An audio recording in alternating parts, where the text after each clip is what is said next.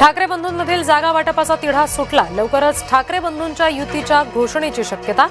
शिवडीनंतर दादरच्या जागेचा वाद मिटला.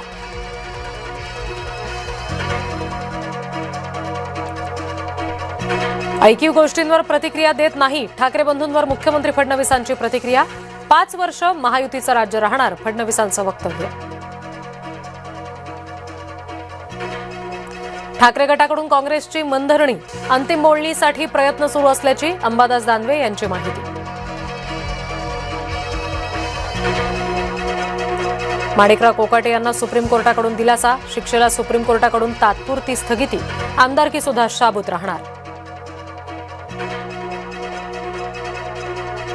मुंबईमध्ये महायुतीचं जागा वाटप अंतिम टप्प्यात. तिढा न सुटलेल्या जागांचा निर्णय मुख्यमंत्री आणि शिंदेंच्या बैठकीमध्ये होणार. मुंबई बाहेर एकत्र येण्यास काँग्रेस तयार. मुंबईमध्ये एकत्र लढलं पाहिजे, काँग्रेसला राऊतांचं आवाहन.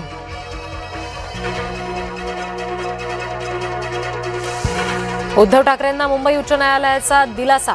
संपत्तीची चौकशी करण्याची याचिका कायदेशीर तथ्यांवर आधारित नाही. याचिकाकर्ते अभय भिडे यांना न्यायालयाच्या सूचना.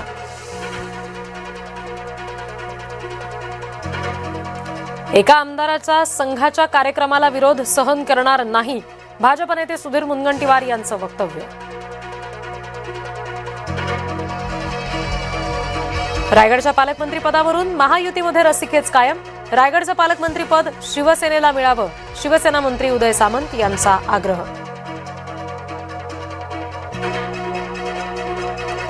दारू पाजू नका, काम करा आणि मत मागा. नागपूरमध्ये नितीन गडकरी यांनी पदाधिकाऱ्यांचे टोचले कान.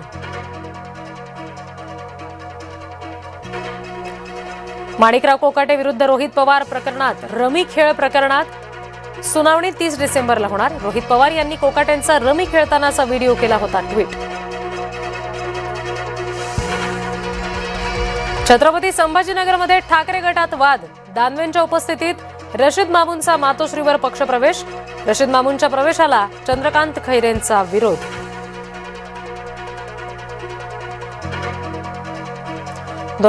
मध्ये पार्थ पवार शीतल तेजवानीत पॉवर ऑफ अटर्नी झाली. प्रत्येक पानावर पार्थ पवारांची सही. पत्रकार परिषदेतून अंजली दमानिया यांचे गंभीर आरोप.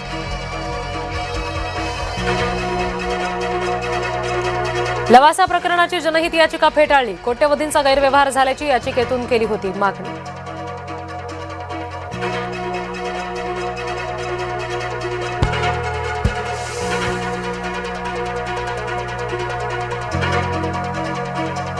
पुणे मुंढवा जमीन घोटाळा प्रकरणामध्ये निलंबित तहसीलदार सूर्यकांत येवलेला दणका. पुणे सत्र न्यायालयानं अटकपूर्व जामीन फेटाळला.